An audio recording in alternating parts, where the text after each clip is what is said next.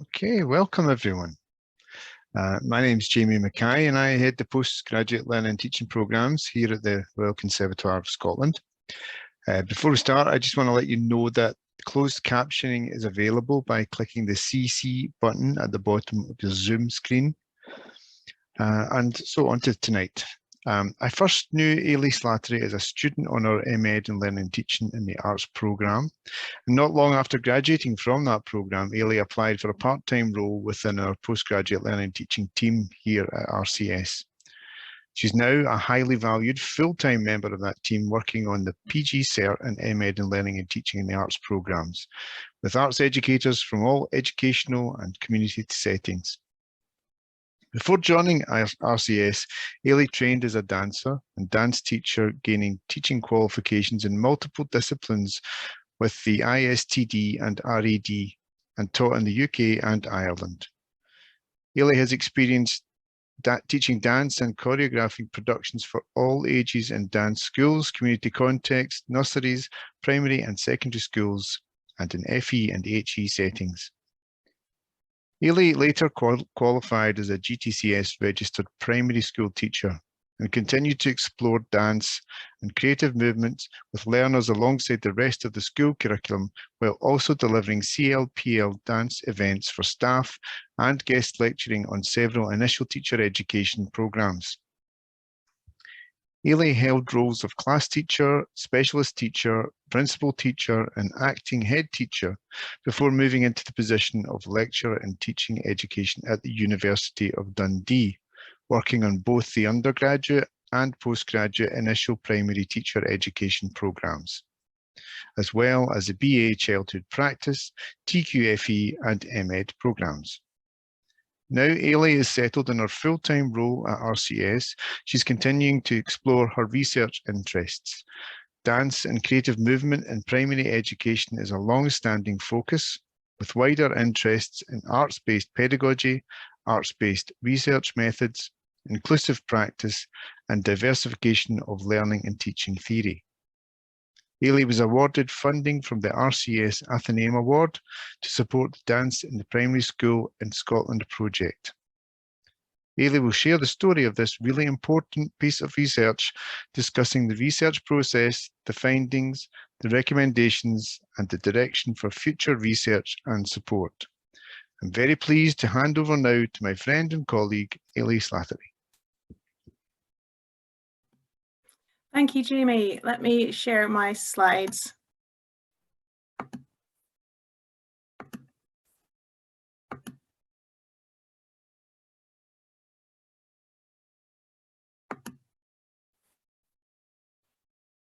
There we go. I'm hoping everyone can see that nice and clearly. So hello and welcome to those joining us online this evening, and hello and welcome to those accessing the recording. Thank you, Jamie, for that introduction and for chairing the exchange talk, and thanks to Ben for coordinating everything. I'm delighted to be talking to you this evening about the Dance in the Primary School in Scotland research, which was funded by an RCS Athenaeum Award. I'd like to start by setting the scene and introducing the scope of the research. So the dance education report follows from the music education report, which was released 11 months ago and shares a similar design and format. Both documents aiming to spotlight the focus area in the primary education sector in Scotland. Colleagues at University of Aberdeen and University of Dundee are exploring drama and art and design in the primary school in Scotland, and we look forward to hearing their findings. So now that the dance education in the primary school report is out there, it's really interesting to hear how it's being received. So just to clarify, this research focuses exclusively on Scotland, and with a particular focus on classroom teachers in our primaries.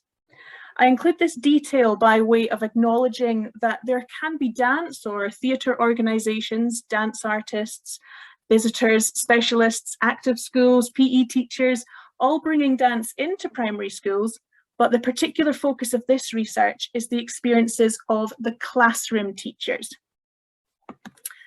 I also wanted to define what dance in the primary school might be. It doesn't have to be learning dance routines, but it can be. It's unlikely to be about learning and perfecting a very technical syllabi or refined performance piece. It's far more likely to focus on creativity through active, experiential, and embodied learning. In this sense, it tends to be much more focused on creative movement experiences, which build movement vocabulary, which is, of course, dance. Dance as a term is hugely broad, but people can have a very narrow understanding of what dance in the primary school might look like. It's certainly not straying into the territory of dance schools. What dance in the primary school really does do is gives everyone the experience of exploring and enjoying movement, music, dance. It really does mean that dance is for everyone. Now to introduce my views on research and to communicate a little bit about my positionality in relation to this piece of research. I like the transparency of sharing my motivations and my experience and how that relates to my understanding of the teaching community, which I hope this research will serve and support. As you heard in Jamie's introduction, I've had quite a range of different experiences through my working life. Initially training as a dancer and dance teacher, teaching RAD and ISTD in dance schools. After becoming increasingly more interested in that holistic view of learning and teaching, I entered primary initial teacher education and became a GTCS primary classroom teacher. As I explored the whole of the curriculum with my groups of learners, I also continued to explore ways of using dance with my classes. I was also still teaching dance out with the primary school setting. During my time teaching in primary schools, I was lucky enough to work with all stages of the primary school, and my wider experiences to date meant I had had the opportunity to explore dance in many other settings, including nurseries and secondary schools, and colleges, community settings, working with learners of all ages. In my teaching in primary schools, I gained experience in the classroom, in leadership roles, in peripatetic roles, in support roles, and all of this contributes to being able to view scenarios through a variety of lenses and helps me to be more in touch with the realities of working in primary school in Scotland. I've also worked with a lot of primary teachers, helping them to introduce and develop dance within their practice, and also for me to learn from their experiences. One of the most illuminating experiences I had was working in initial primary teacher education with students who were on their journey to becoming fully qualified teachers.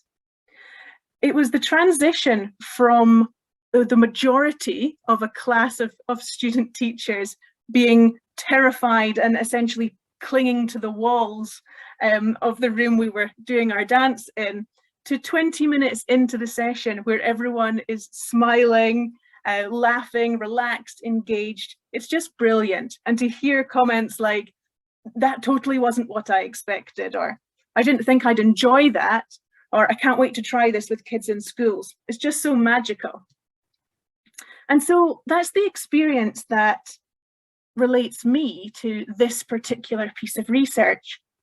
For me, in the type of research which interests me, it's a strength that pre-existing relationship and lived experience in this particular project with the primary teaching community to be able to relate from multiple perspectives. For me, I'm driven by a motivation to ensure that dance really can be for everyone and striving to support more teachers to use dance in their practice. In Helen Carr's wonderful book, Research Ethics in the Real World, she talks about key principles in Indigenous research practice, and in particular, the principle of relational accountability. And it very much chimed with the way I think about research, the importance of the relationship between the researcher and the community where the research is taking place. the value of that pre-existing relationship and the importance placed on your accountability as a researcher. It's that accountability to the community that you're researching, so in my instance, the teaching community, to be able to contribute to that community, to be able to build on a pre-existing relationship that continues during and after the research has taken place. For me, this is very much the way I think about my research, and particularly the focus of our future projects that are in the pipeline. And certainly it's a sense of that holistic view of axiology and the importance of reflexivity that's really something I'm very mindful of when I approach research. With all that being said, and alluding to my interest in people's experiences, opinions, thoughts, narratives, it will be no surprise that in terms of my positionality, I would find myself much more in alignment with an interpretivist paradigm. I'm drawn to qualitative approaches and really value the rich and detailed contribution a case study can add to a bigger picture, a bigger, wider research topic area. So you may be wondering what drew me to this large scale, mainly quantitative piece of research. In short, and perhaps a little pragmatically, this dance in the primary school in Scotland research was a fabulous opportunity to create an up-to-date picture of what's happening with dance in the primary school in Scotland and why. It provides an excellent underpinning to support further development in this area. It is the voices of primary teachers in Scotland for primary teachers in Scotland. The RCS Award, the Athenaeum Award, allowed me to work with Andy Ray, who is a data scientist who was fantastic at supporting me to explore the numerical data. I was able to ask him about patterns in the data, and it was a great opportunity. As I worked with the narrative, qualitative data, it was great to be able to have conversations with Andy about the themes I was identifying, and if this could also be seen in the relationships and patterns of the quantitative data. And as I said earlier, this really helped present a full picture. And so this brings us neatly to the research question for this particular piece of research. What are the knowledge, beliefs, and experiences of primary school teachers in Scotland in relation to dance education in the primary school? So the aims from the research question, let's get into this mixed methods piece of research with a survey methodology. The research aims were to gather background data on general dance education in Scottish primary schools, provided by non-specialist primary teachers, as well as to explore the content of dance education in primary school focused initial teacher education programs, or ITE programs. The project met the ethical requirements of the RCS Ethics Committee. All survey data were anonymous, and data gathered from the ITE providers have been anonymised. First purpose of this sampling was used.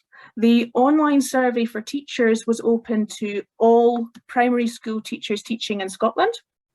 There were 211 responses. In terms of the 9 universities in Scotland which provide primary initial teacher education programmes, all were contacted and 7 responded with information. In terms of analysis, the survey results underwent descriptive analysis, and so we're describing and summarising the data into charts. And through this process, it also involved exploring patterns and relationships across the data set. Thematic analysis of the qualitative data used Brown and Clark's 6 phases of reflexive thematic analysis. There was semantic level coding, which led to the Moore poem, which we'll come to later on, and the latent level coding led to the key themes, which each had a very clear central organizing concept. In terms of reflexivity, I felt these themes were in keeping with the aims of sharing the voices of this teaching community and highlighting areas where support could be best positioned. So a little background on dance in the primary school in Scotland. Our national curriculum, Curriculum for Excellence, includes the subject areas of the expressive arts. This covers art and design, dance, drama, and music. Therefore, dance has its own experiences and outcomes to be explored. Of course, dance is also a fabulous form of physical activity. So in primary schools, it also fits into our curriculum area of health and well-being. To illustrate this further, here are the PE significant aspects of learning. And I'm sure you can see that dance would be an excellent way of developing in any of these areas. So dance, therefore, has quite a prominent place in our curriculum in primary schools in Scotland. A wider lens on why dance is in our curriculum, the United Nations Convention on the Rights of the Child, which Scotland as a country signs up to, in Article 31, it states that parties recognise the right of the children to rest and leisure, to engage in play and recreational activities appropriate to the age of the child, and to participate freely in cultural life and the arts. It also states, parties shall respect and promote the right of the child to participate fully in cultural and artistic life, and shall encourage the provision of appropriate and equal opportunities for cultural, artistic, recreational, and leisure activities. And of course, the UNCRC has now been enshrined in Scots law. And for me, this reinforces my belief that inclusive and accessible dance for all is so important. Education Scotland and the General Teaching Council Scotland urge teachers to be delivering high quality experiences across the totality of the curriculum. Dance is here, and so let's find out what's happening with it and why. So through the research question, we hoped to explore the following themes to help build that picture. Primary teachers' knowledge of and for dance education. Primary teachers' confidence in teaching dance. Primary teachers' accounts of practice relating to dance education in the primary school. The professional learning of primary teachers through the content of dance education in initial primary teacher education, and also career-long professional learning opportunities available to them. Primary teachers' beliefs relating to the value and place of dance education in the curriculum, and accessibility to dance education for all children. So here are some of the key findings from the report. So as we begin to explore the findings, it's really important to me that we keep in mind that this research report is very much a starting point. It's the underpinning of what comes next.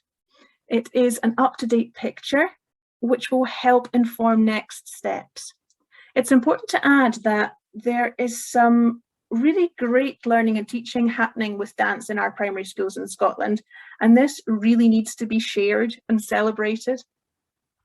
So here are some of the key findings from our teacher respondents. You can see that pretty close to half, 48% of teachers said that dance was either non-existent or almost non-existent in their primary schools. And in terms of accessibility for all, the primary dance experiences of children in areas of significant disadvantage were twice as likely to be described as non-existent or almost non-existent in comparison to the children in more affluent areas. The big positive, of course, is that 85% of teachers that responded said that they valued the place of dance in the curriculum and felt that dance was an important aspect of the curriculum. However, it was hugely important to explore the teachers' feelings of confidence to teach dance, as this seemed to be one of the main issues which contributed to whether or not primary class teachers were using dance with their learners. These results for me were very illuminating. You can see that 76% of respondents had no prior qualification in dance. 100% of the respondents who stated they were very unconfident in their abilities to teach dance stated they had no prior qualifications in dance. 52% of respondents had little or no experience in dance education.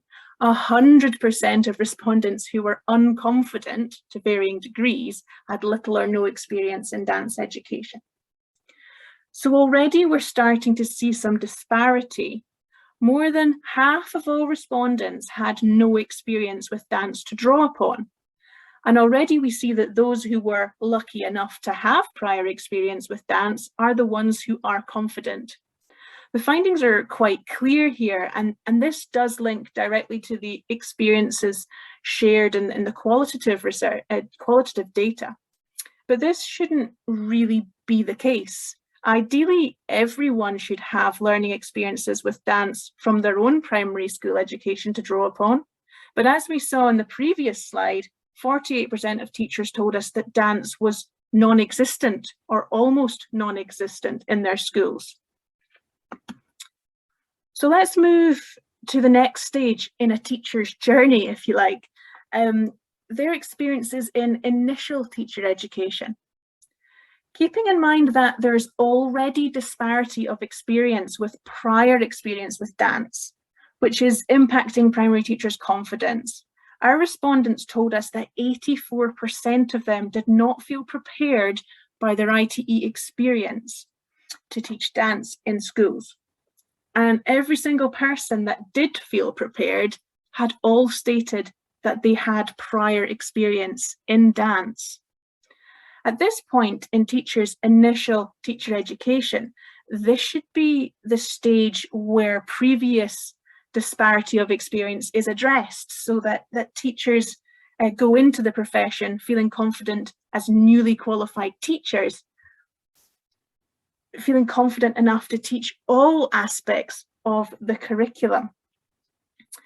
And there are some very good experiences happening with dance in ITE across the country. The data provided by the 7 ITE providers that responded showed a further lack of parity of experience. Some programs did not have any content at all focusing on dance, and those who did, this rate could range from an hour and a half across a 4-year program to up to 12 hours over a 4-year program for student teachers to learn about how to use dance in their practice. Now, many stated reasons of time pressures in an already busy timetable, no experience amongst staff, and dance not being seen as a priority area. It was also mentioned that student teachers could observe dance when on in-school professional practice placements or in further training, CLPL, once qualified. But as you can see here, our respondents told us that 80% of them did not see any dance being taught while on any of their in-school professional practice placements.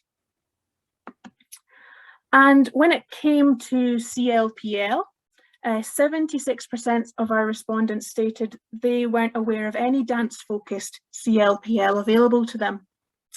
So this shows that this disparity of experience continues through initial teacher education, through their professional practice placements in schools, and through the CLPL available once qualified. These findings bring me to what I've called this cycle of influence. And I'm sure you will see that this could certainly be relevant to any curriculum area, but I found it particularly helpful in considering the findings from this Dance in the Primary School in Scotland research. This cycle of influence helps explore the relationality between the different stages of the teacher journey. This can be described as negative or positive, and any point in this cycle can be, is an important point to make significant change to the confidence level of teachers.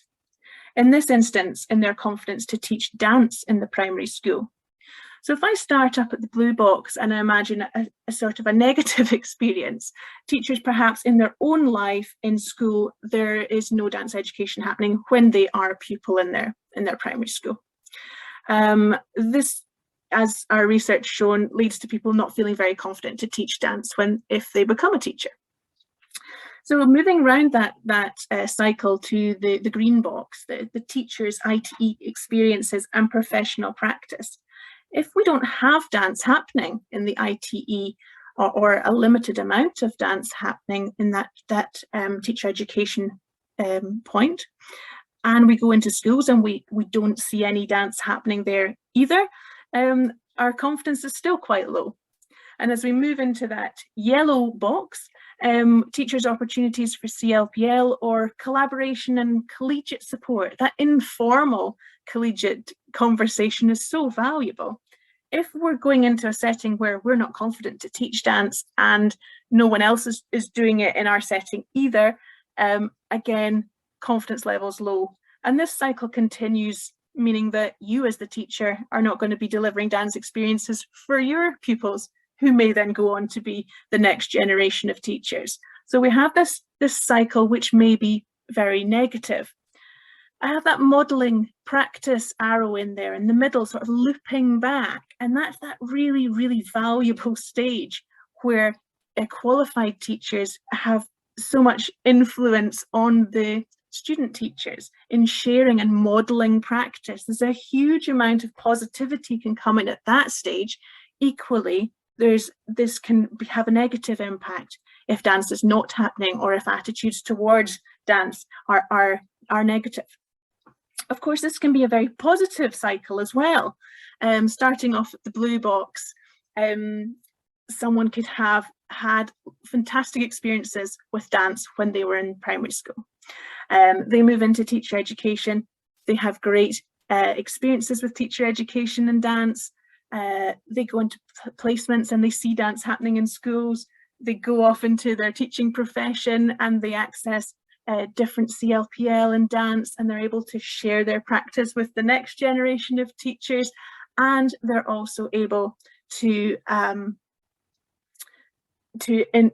influence the next generation and using dance with their own classes.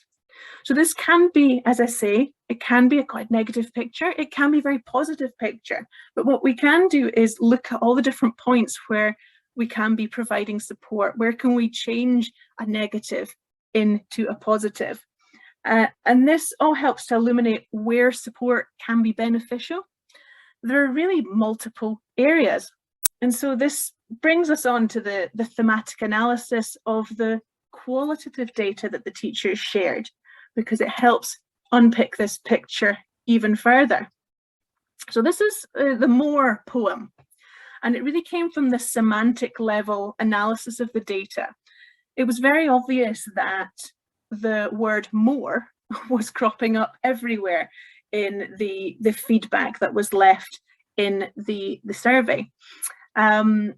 It was cropping up everywhere, and so I made a list of all the statements relating to more that were coming through. Teachers are really keen to be able to use more dance in their practice, and when you can look at the More poem, it's really showing how that people are out there looking and wanting to do more, wanting to feel more confident. If I knew more, I would feel much more confident. More opportunities, would like to see more of it, was one comment that we were left with.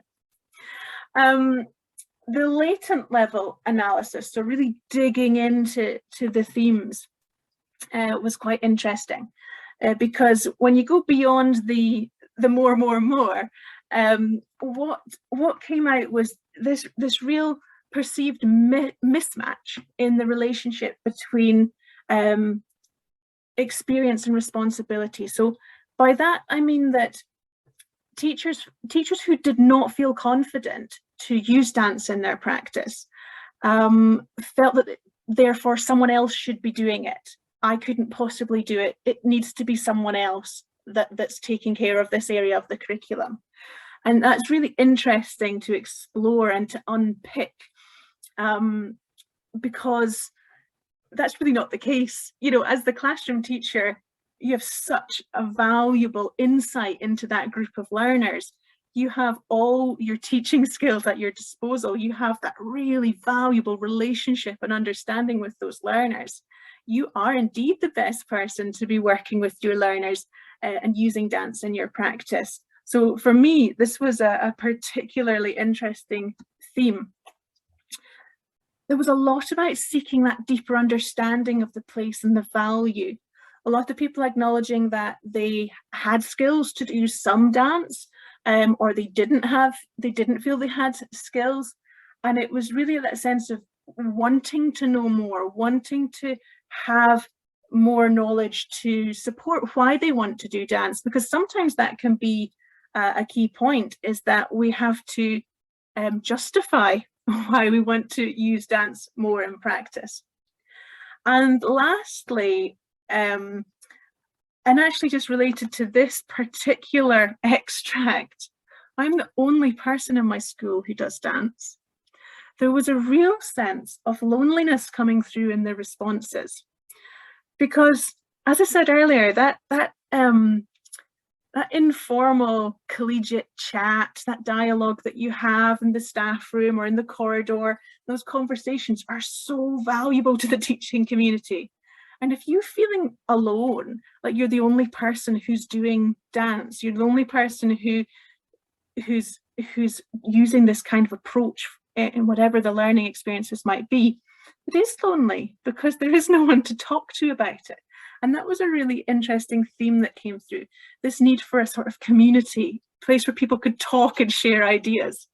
I think this more latent level analysis led to these themes, and really, it really gave me that sort of underlying issues kind of really came through. And as I say, that particular extract really did speak to me loudly. So, I mean, that's brought us to the recommendations that I arrived at after dealing with all of this data, and it was a lot. There was a lot to look through. There's a lot of really interesting things to be further explored.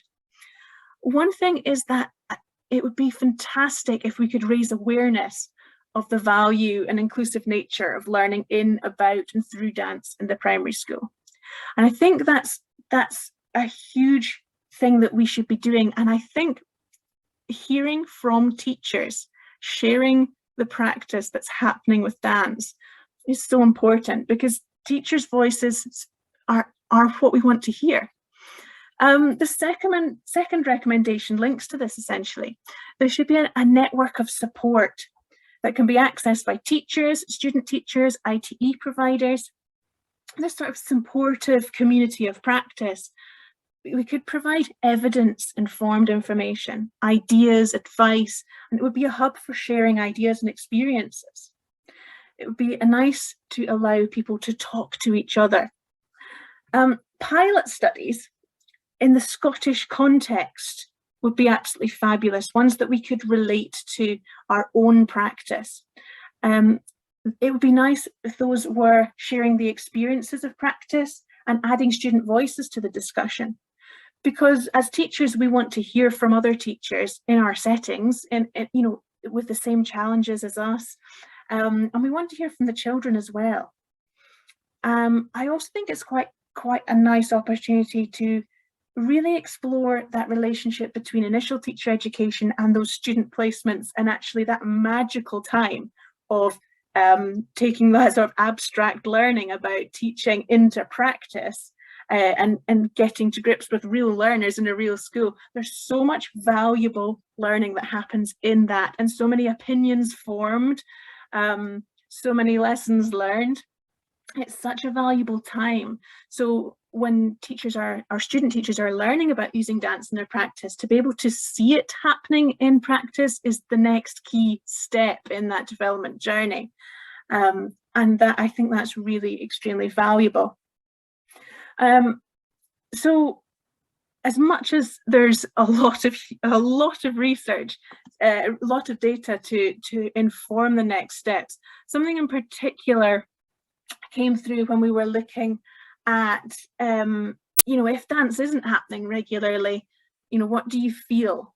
And these are the things that came up, was that it was people's limited experience of dance, or teachers' limited prior experiences in dance, which were really impacting whether or not they were using dance with their learners or not. Confidence in own abilities. Time in a busy curriculum, that is a huge one. Subject hierarchy. And the other was things like lack of resources, space to practice, lack of a specialist. That links back to that idea of, I don't think I can do it, someone else should be teaching it.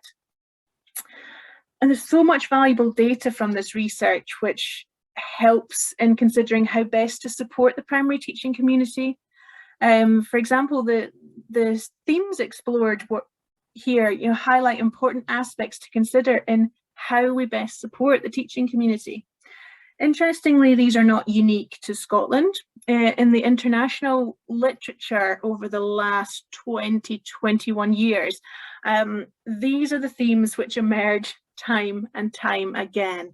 So they're not uncommon themes, but it still highlights that we need to do a better job of showing how we can step over these barriers, how we can embrace these barriers and say, do you know what, let's have a look at this. We don't need vast experiences of your own. I'm not asking you to put on a performance in front of the class. There is ways of approaching time in a busy curriculum. Can we use dance to explore other areas of learning? Therefore, it's not an additional thing that we need to find time for. It can be woven in as part of the learning journey. It doesn't always need resources. It doesn't always need a space. We can go outside in the playground and dance, for example.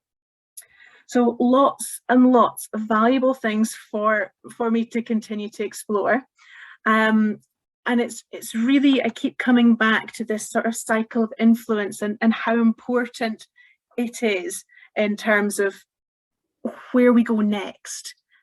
I really do feel where we go next is starting to share the experiences of teachers, the voice of teachers for other teachers. But it's finding ways to underpin with research evidence, but research evidence that's related to teaching in Scotland, that's relatable to us as teachers. And finding ways to build on that modelling of good practice and letting people not feel alone is hugely important. There really is so much to consider in terms of how we can positively address the cycle of influence to inspire our learners and to inspire our teachers. The teachers' voices which come through in this research are really helping to inform the next steps in my researcher journey. I've already started conversations to get a case study up and running where we can share the narratives of real teachers. And it's this real relatable information that is the most helpful for other teachers. I'm also continuing to explore the many ways of underpinning this approach to supporting teachers through a theoretical perspective. There is a really interesting theoretical conceptual framework developing, but I'm not quite there with it yet. There's lots of links to substantive theory, like such as self-efficacy theory and self-determination theory. There's much larger sociology and philosophical theories such as complexity theory. I mean, schools, of course, are complex systems, and this has been a really interesting avenue for me to explore, especially in the area of educational change and this idea of the self-organization or emergence. There's ideas of Bourdieu's cultural capital, relevance theory, even Foucault's critical framework may also come into play. Weber reminds us of that to understand the macro, we must explore the micro, and this is where I feel my research is headed at the moment. as I say, it's an evolving picture, which I'm actually enjoying puzzling over. It's also important to me to get the balance right between rigorous research and dance advocacy. Of course, I am an advocate for the value of dance in education in particular, but I don't want to shy away from discussing and addressing the challenges too.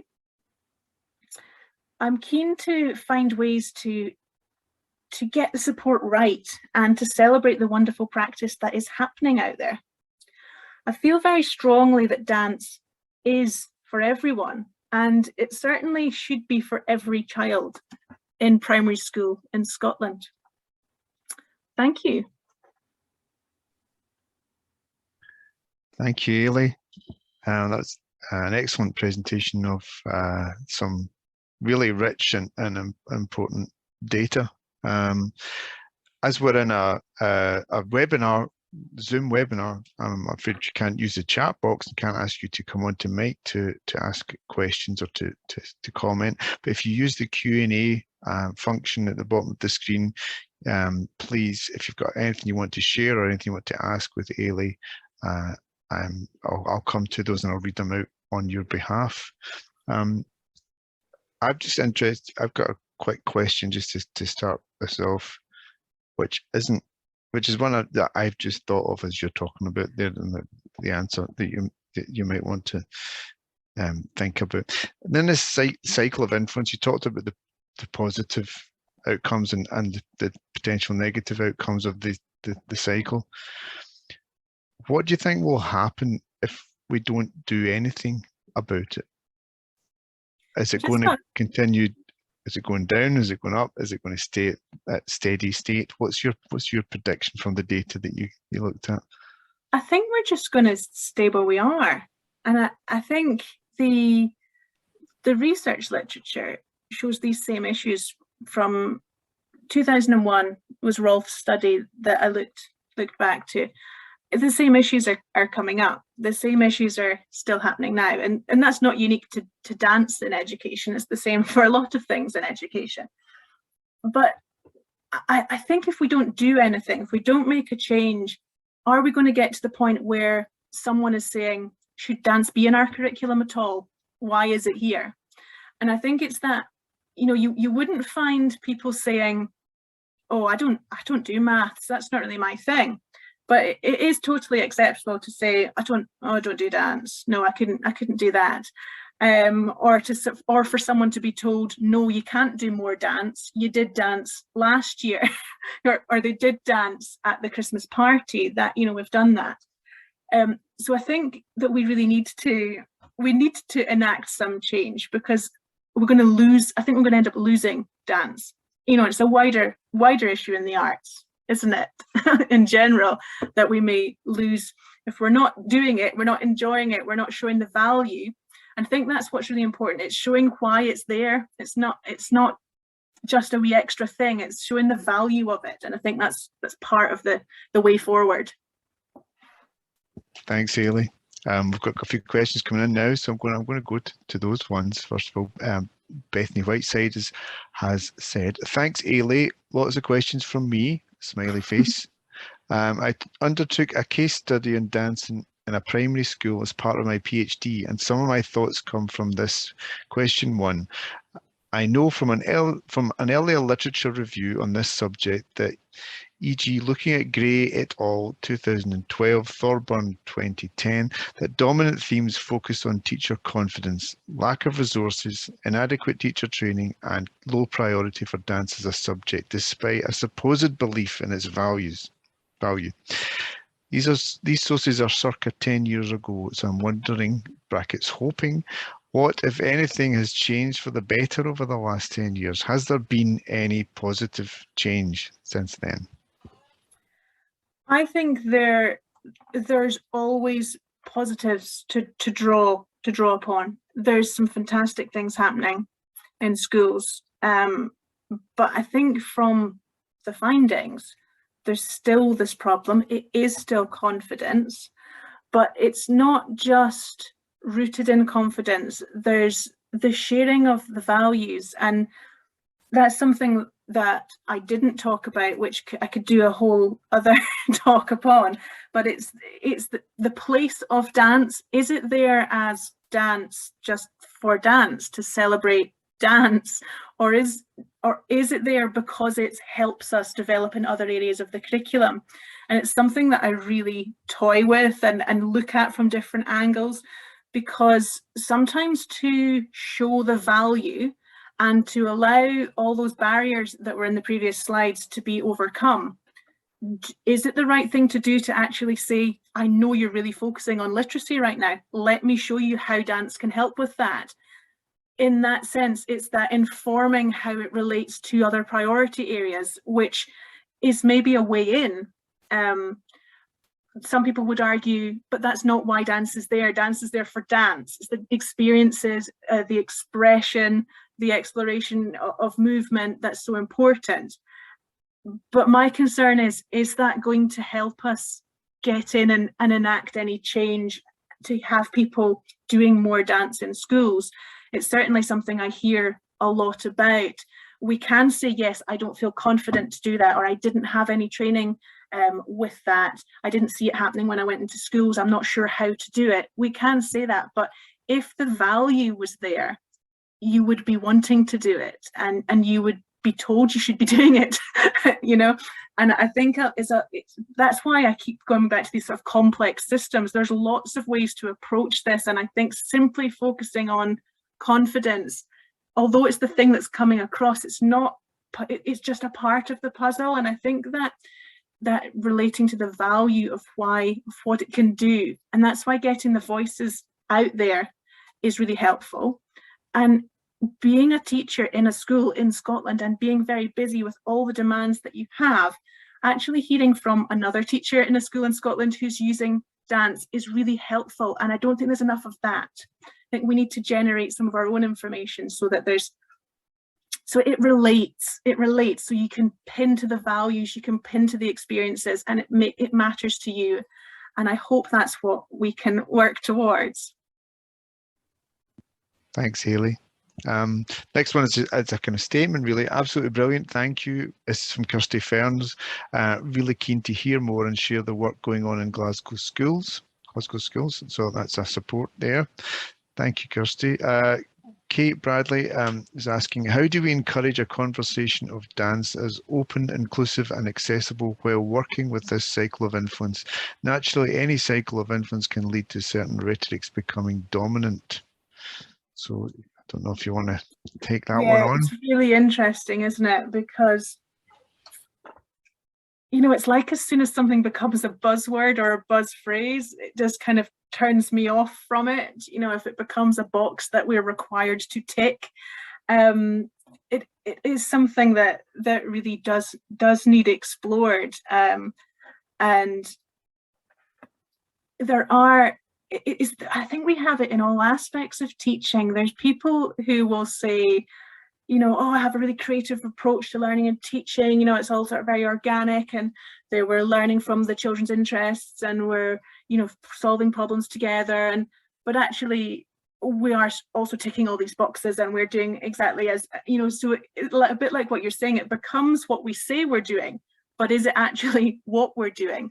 And again, I think it comes back to this sharing the practice and sharing the values, and really getting that message out loud and clear, so that people want to do it, not simply because they're told they're required to do it. Yes, absolutely. Yeah, people actually do it because they see the value and they invested in that value. Yeah, I strongly believe that we can show that. You know, it is so valuable. It is an excellent way to learn. And I think it's just getting that message out. Could you say a little about the value of dance in education? What? I think there's so many different ways that it can work. You know, even I took you back to that image of when I worked with student teachers, and there was that whole negative body language kind of pinned against the wall, and then there was the enjoyment of it and the realizing and the sorts of conversation that come out of that. there's so much it can do in terms of building relationships within the classroom and with you and the learners. There's no sort of reading, writing, numerical barrier to learning in dance. You don't even need to be confident to verbally communicate, because you can show each other what you're doing. There's so many different ways to use dance really creatively, sort of to model out thinking. So Lewis Howe at Science Ceilidh has a fantastic approach of using dance to model out sort of scientific concepts. So he works specifically with Ceilidh dance, and it's that idea of any concept which can be modeled out, that you might draw out a diagram of, for example. It's actually a more physical way of moving and exploring that. It's a real deep, powerful way of learning, something that's really valuable even for memory, for recalling later and using in other aspects of learning. There's so many ways we can explore things, like the inner workings of a power station, we can explore through that sort of modeling idea. But we can explore things when children are developing, their knowledge of spelling. We can look at things like the relationship between sounds and symbols and how that becomes more complex as we develop on through the school. And that idea of sort of being able to isolate the sounds in a word and then being able to move about and find the right sound, all of that can be explored through dance. There's so many different ways we can explore problem solving. And as the teacher, you can be highlighting that back in the classroom with other areas of learning. As we can work together to solve problems, physically, we can be, finding multiple solutions to problems. We can be learning from each other. We can be taking advice from others. We can be justifying our approaches. All that sort of thing can be explored through dance and applied to other areas of learning. So sort of doing both things. Even dance appreciation, sort of watching dance together and talking about it. There's so many valuable learning skills in there. Even, for example, letting learners develop that ability to disagree in a supportive way. I don't think I like that, but I can see why someone else might like that. I mean, that's a fabulous skill. More people should have that skill. I could go on for ages, Jamie. I know that you're passionate and positive, and it's lovely to see positivity and particularly in this area which has been really challenged for a long time, and kind of and that question of where does it sit in hierarchy. I think it's a really interesting question, and I think it's about how do we fight for that to be recognised much higher. Bethany is fired up. She's got lots of questions here, so I'm going to read out the ones I can before we have to finish up. Got a couple of minutes yet before we can get through. So next question from Bethany is were there any patterns or even mentions in the qualitative data of the experience or benefits of arts organisations such as Y-Dance, Scottish Ballet as CLPL providers as having an impact on your kind of macro national picture? Yeah, there was, Bethany. And what was interesting is these were all really valuable experiences. Teachers were really enjoying these experiences. But there's this funny little thing that happens where when those people leave, the teachers feel like the expert has left and they were the people who were better at doing it than I am. And so the confidence levels sort of drift away. And it's something really interesting to explore, because it's so valuable to have these organisations coming in and working either with learners or with teachers. There was certainly less evidence that teachers were getting time to work together with these agencies that were coming in. Sometimes it was more they came in and worked with the children, the teachers were there, and then they left. Everyone acknowledged how valuable that it was, but there is that interesting bit there where when the expert goes, they feel like they can't do it as well as them. But there was evidence to show that there had been that sort of co-creation going on with teachers and external agencies that came in. So I think that was positive in that respect. Thanks, Eilidh. I'm going to jump just Beth's got some more questions Beth, and but I'm going to go to Gemma Lockhart because she's asked the first question here, and then we'll go back to Beth if we've still got time after that. So, Gemma's saying, I was really happy to hear that a large percentage of initial teachers and student teachers saw the value in dance, but still there seems to be a lack of respect for the values of dance. Does it appear there is a lack of understanding for dance and the transferable skills it can provide further up the educational stages, i.e. secondary schools? Do you think if the understanding of dance benefits was valued at this level, it may have helped the confidence of initial teachers specifically? Yes, yes to all, Gemma. Most definitely. And again, it comes back to this value. If we get that right, if we share the value, and you're talking specifically about the transferable skills that might, take them through other areas of their learning in primary, but also impact the person they become when they go to secondary school, maybe their approaches to learning and working with each other in secondary school and beyond. So yes, very much is why I feel so passionate about trying to get that message out there. As I keep coming back to, we don't have to attach it to other things to show that it's valuable. I think there are times where it helps. I think in terms of getting in and getting it happening more often, I think it helps.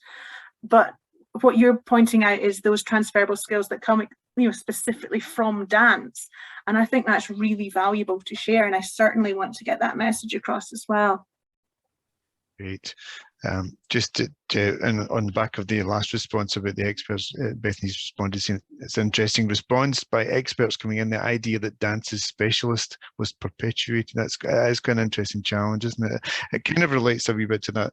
The practice in a lot of the arts where it used to be art specialists coming in and delivering, where the teacher went and got on with something else. And actually we seem to have, I think that's one of the shifts I've recognised in the last while. There isn't the funding for these specialists in across the arts. So teachers are really being asked to take that on, and it's changed the dialogue a little around it, I think. I'll go quickly to another one of Bethany's questions. In my PhD case study, the teachers I interviewed were full of praise for their head teacher as a positive force for dance in their school. Was leadership a theme in your qualitative data as a positive or negative force? It seemed to come through, Beth, in terms of just in the communications that we had, the feedback that we had, that it was this sense of having to prove to, say, a head teacher why you should be doing more dance. And obviously this study was hugely quantitative, so there wasn't a vast amount, there wasn't any specific questions around that sort of area. So it's very much based upon what was reported. But certainly it was needing to prove that it was okay to do more dance. There's there definitely being that sort of thing of, well, it's not, a local authority priority area right now, or as I say, we did dance for the Christmas party last term, so we don't need to do it now. That seems to be more of the message that was coming through. And actually, Jamie, just to build on your point about that sort of change where we had more specialist teachers in primary schools before, there still are many specialist teachers who are doing lovely work with dance in schools, but it's that relationship, isn't it, between feeling it's someone else's responsibility or if someone else be better. I think there's also, as I said earlier, there's lots of avenues into using dance in the primary school, and this particular focus for this research is just on the classroom teacher, and I think there's huge areas to build upon to help the class teacher to be able to feel more like they can and they value dance. Okay, there are more questions. I think Bethany's going to have to get in touch with you and arrange a lunch, you say, and